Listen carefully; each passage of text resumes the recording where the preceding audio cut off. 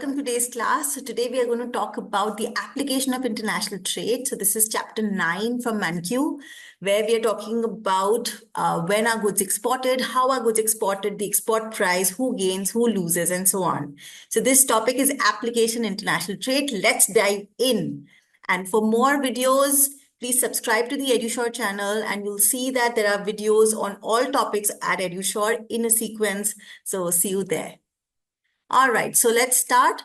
So the question of this topic is which good will be exported, how much, what price, and with exports, are there some people in the economy who would gain? Are there some people who lose? Who are them? What's the quantum and so on? All right, so trade happens because of the concept of comparative advantage. Comparative advantage is that we produce the good where we have a lower opportunity cost, and we export that good and import a good where we have a higher opportunity cost. So theoretically, through trade, both the countries indulging in trade should gain. So that's the premise of trade, that both the countries become efficient in producing a particular good which they are the best at, and then trade for the other good. So theoretically, there should be gains for both.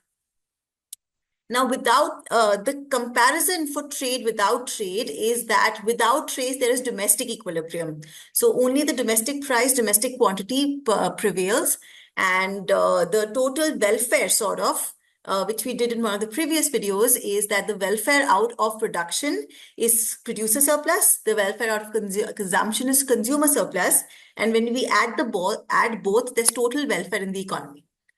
Now, which trade, there are new sort of complications added. So now you will have two prices.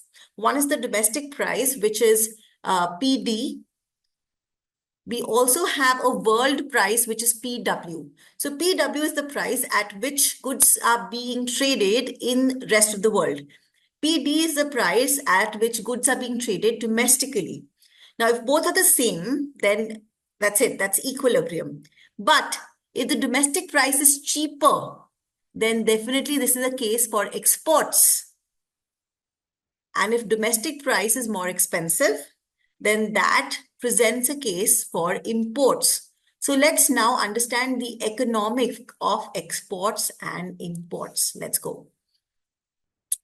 Now, before we go into the economics, some key points that we have to kind of keep in mind. A small economy that we assume is a price taker. What that means is that when there is a small economy, the small economy cannot influence the world price. Why? Because it is really small. So for example, let's take that China is like the dominant player, and there's a small economy like Laos or something, which is like a small player. Okay, so it does not affect the world price because it is too big to, it is too small to impact the world price. Okay, so for the small economy, this is the relevant price. Okay, it is not their domestic price which becomes the world price. It is the world price which remains the relevant price. Okay, so very important to understand that for a small economy is a price taker. Okay, so if let's say that China is selling something at $10, then Laos will also have to sell it for $10. It cannot sell it for more than it, and or less than it, there's no profit. More than it, nobody will buy. So it has to take the price of the world as given. So for a small economy, it is PW, which is the relevant price. All right. Now let's do this with an example. So we've taken an example of soybeans. So this is soybean, and this here is, we see that this is the domestic price of soybean, which is $4 without trade. And without trade, the domestic quantity of soybeans is 500. So 500 units of soybean are being sold at a price of 4. Let's add trade to it now. Let's say the world price of soybean is actually $6. So world over, people are consuming soybeans at $6. Whatever is the quantity, an ounce, a kg, or whatever. All right, now $6 is the world price, domestic price is $4. So what do we think will happen? So if we are cheaper and the world price is $6 and we are a small economy, we'll take $6 as the price at which we will be able to sell in the world market. So let's say, so what will happen is this $6 will become the equilibrium price for us also when we start exporting. All right, so when we start exporting, what will happen? This will become the price. If this becomes the price, then we see that our domestic demand will actually fall because the price has now increased. So the domestic demand, if even in the domestic economy, we start selling at $6, we are going to have a domestic demand of only 300. So it's going to fall. But we are going to be able to export. The domestic supply increases to 750 because of the increase in price. The domestic supply will be more than 500. Domestic demand will be less than 500. So there's a gap between demand and supply. And this gap between demand and supply will be exported. So the excess production will be exported. So we will not export up to 300 because even the domestic consumers are paying a higher price. So the domestic consumers are losing out because they are paying a higher price and a lower quantity. But the producers are gaining because they get a higher price and they get to sell a much larger quantity. So clearly, when we are exporting a good, so this happens with mangoes. I don't know if all of you follow, but they say that the best mangoes get exported. And why are mangoes so expensive? Why is each piece of mango costing 100 rupees if you go for the Ratnagiri, the traditional king of mangoes, Alfonso mangoes? Then it's the export price, which kind of dictates because people want to send the good mangoes out because they want to earn a higher price on the mangoes. If they have to sell the mangoes domestically, then they're going to get a lower price for the same mangoes. So definitely the producers benefit when you export a good and the domestic consumers face a higher price. So then how do we measure the welfare changes of export? Let's have a look. So these are the different regions with export. So let's see what these regions are. Now, without trade, we see that the yellow was the yellow region, A plus B, was the consumer surplus because the consumer price was 4 and the quantity was 500. So this triangle was the consumer surplus without trade. Producer surplus, on the other hand, was the triangle C. So the total welfare was A plus B plus C. So this was the total welfare generated in this economy without trade. Now, with trade, the consumer surplus falls to A. So there's definitely a fall in consumer surplus. The producer surplus, on the other hand, increases to B, C, and D because there's an additional region which was earlier not available to producers. So producer surplus has increased from B and C to B, C, D. From C, in fact, producer surplus was just C. So producer surplus has increased from C to C, B, and D. So there's a huge upside for only the producers. And the total gains, the total welfare is A, B, C plus D, and only region D is the gains from trade. So the gains are all from exporters and the losses are from the consumers. So if you see that in the export market, there's a winner and a loser. The winner are the producers and the losers are the consumers. But since still all governments want to promote exports because it earns foreign exchange and it earns money. So exports, even though it increases the domestic price, is always preferred and it's always encouraged. All right, so let's do this as an example. This is a different example where without trade, our domestic price is $3,000. This is for plasma TVs and the quantity is 400. But with trade, now China comes in with a flat price of 1,500. So what's going to happen? The domestic price is going to fall to 1,500. When the domestic price falls to 1,500, the domestic supply is going to fall to 200, but the domestic demand is going to increase to 600. Right? At $1,500, the domestic demand is 200 and the domestic supply is 200 and the domestic demand is 600. So this difference is imports. So when the world price is cheaper than us, there will be imports. And in this case, it's the consumers who will benefit, but it is the producers who will take a hit. So let's see. This is the imports. Let's see what happens to welfare. So without trade, triangle A was consumer surplus, triangle B and C was producer surplus. So total welfare is A, B, and C. With trade, triangle A, B, and D is consumer surplus. Producer surplus is only triangle C. So total welfare is A, B, C, and D. And D is the gains from trade. But now it's the opposite. It's the producers whose surplus has fallen. The producer surplus was B and C earlier, but now it is just C. The consumer surplus was only A earlier, and it is A plus B plus D now. So there is a definite winner and a definite loser. So when you are importing, it's the consumers who benefit, and to keep consumer prices low, to keep inflation low, imports are also tolerated. So now that we know this, let's take a recap. When the domestic price is less than the world price, we export. Consumers are the losers, so consumer surplus falls, producer surplus rises, and the net total surplus rises. When the domestic price is more than the world price, then the world price is lower, so we adopt that. So consumers benefit, consumer surplus rises, we import goods. Producer surplus falls, but the total surplus is rising in both cases. So now, there are other benefits of international trade. Of course, there are other cons also, but here we are choosing to concentrate on the benefits. That the other benefits of international trade is that there's a marked more variety of goods.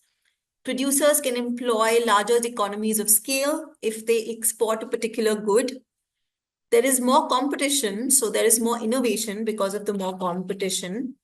And there could also be technological exchange because of this flow of goods from one place to the other. For example, India was a big market consumer for smartphones, and now because of government policies, there is more manufacturing of that in India also. So there's a flow of technology also into India. So that's an example of how from consumers we've gone on to producers. But of course, there's a lot of opposition to trade because there are losers in both cases, right? So sometimes consumers have to lose, sometimes producers have to lose, and of course, some people may win, and producers, of course, have a strong case for saying that we don't want the imports because that will hit our prices, it will hit the quantities that we are able to supply. So there is a challenge with that. So typically what trade supports is that you may not win on one end, like you may not be able to earn on one commodity, but you may be able to earn on the other commodity which you export. So trade is supposed to is encourages you to specialize in something and then export that good. But in a practical life, that may or may not happen, right? You may not be willing to switch. The investment may be too high. You may not have the technical know-how to switch to a more export friendly good.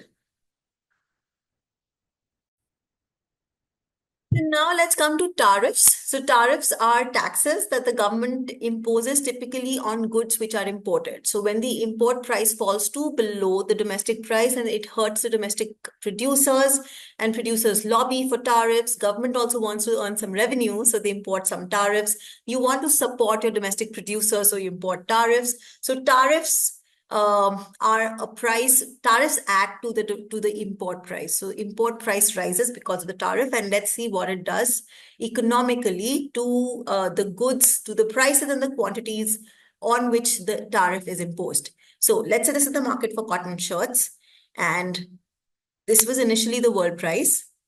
And with free trade, the quantity demanded would have been 80, domestic supply would have been 25, and 55 would have been imported. But the government chooses to impose a tariff of $10 per shirt. This will increase the domestic price to $30, even though the world price is $20. It will increase the domestic price to $30. The domestic demand will fall to 70. The domestic supply will rise to 40. So some help to producers also. And imports will fall. Instead of 55, we will have only 30 of imports. Now, how does this change welfare? So with free trade, the consumer surplus is all these triangles. So that's A and B and C and D and E and F. So all of this is the consumer surplus with free trade. Producer surplus is the small g amount. So total surplus is all of this. Now, with tariff, the consumer surplus falls. So with tariff, consumer surplus is going to be lower because we pay a higher price. So consumer surplus is A plus B. Producer surplus is G plus C. So producer surplus is more than before. And the region E is the revenue that is being given to the government. So government earns $10 on every import. Import is 30 quantity. So for 70 minus 40. So this is the quantity of goods which are imported. This is the tariff on imports. So that's the E is the rectangle, which is what the government is earning out of all this. Okay, so E is not loss of welfare. It is what is being taken up by the government. So our this is our total kind of surplus with the consumer surplus A and B, producer surplus G and C, and E as the government surplus. So this is the total surplus. So the triangles D and F are the deadweight loss. These are the two kind of regions which is lost if there is no trade. So if there is no tariffs. So if there is no tariffs, then these two regions would also be available with the consumers, most likely as a part of consumer surplus. So now you see with tariff, the loss in consumer surplus and is kind of reduced because part of that is being taken up by the government also. So the deadweight loss is reduced to only D plus F with tariff.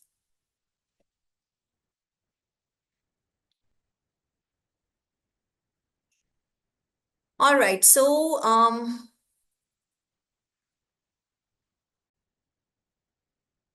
theoretically, this is what we wanted to do, but just some kind of discussion which is there in the book, and we can go over that discussion. So, what are import quotas? Import quotas is when you kind of limit how much you can import. So, let's say you can only import 30.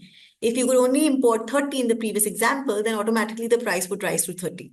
And the import could only be 30. So, the difference between supply and demand can only be 30. So that's what import quotas does. It does not really give revenue to the government, but it does the same thing that it reduces the consumer surplus, it increases the producer surplus, it increases the prices for the consumers.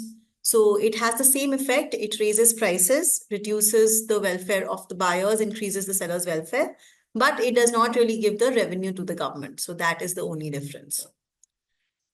So there are many kind of arguments for restricting trade. It's very emotional when you lose a job to a a foreign company coming in. It's any innovation which is not happening in India but has happened abroad, and then they come and just sell the goods cheaper here. It's very difficult. So there are a lot of emotional reasons for kind of restricting trade. But economically, if you see from a macro perspective, trade comes out at the top. Also because all of this is very, very simplistic, just two goods, assuming that both should benefit. You export one and you import one. So usually we say the trade can destroy domestic jobs, which is true, but trade is also supposed to create new jobs. So you're supposed to specialize. What you are good at, you export. What the other is good at, they export. But we're not the same size of countries. Maybe they're good at a lot more things. So they end up supplying a lot more things than us. So it's kind of it's a situation where theoretically you have something, but you have to be very smart in applying it. Security, what if you import something which is of national security? Of course, that's something to be looked at. infant industry, that you should protect your new industries, all the baby industries. If there's something which is just kind of booming in India, and if you kind of get cheap products from outside, then you're going to kill that industry. The problem, as the author, as Mankiw states, is that it's always very difficult to implement this in practice. Once you've given a subsidy, it's very difficult to take it back. And it's more important to kind of support the industry in terms of technology, in terms of people, in terms of cheap loans, rather than really protecting the final good. That's what Mankiw argues.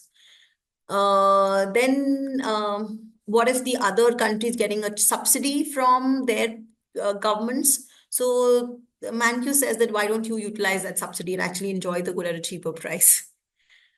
All right, so these are some of the things. So trade is a tricky thing. You have to be very careful in navigating it. You have to be careful that you're not just running, trade deficits and deficits and deficits, and there's no way for you to come out of it. Though there is some, like for example, there's so many smartphones in India. There's such cheap smartphones. So that is mainly because of China, and the data now, an Indian company, Jio, has been providing data for very cheap. So the combination of the two has led to significant improvement in the education levels of Indians, with them consuming so much more on their screens. They don't need TVs, they don't need they don't need schools now. They can just learn everything that they want on YouTube with, the power is in their hands. So trade has benefits. Many countries are trying to promote trade with different free trade agreements, domestic bilateral free trade agreements. India UK free trade agreement has been stuck for a very long time, trying to get some headway in it. And so on. So we are trying to get to free trade agreements with countries where we see that, there's a significant upside to exporting also, that, we can export a lot, we can import also, and, we can actually balance it out. So we're trying for that.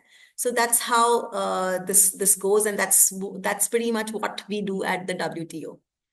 So thank you very much, everyone. And I hope you kind of learned something about trade from here. But remember, this is all a very small, simplistic kind of a setup, just a two-good setup with assuming comparative advantage and all.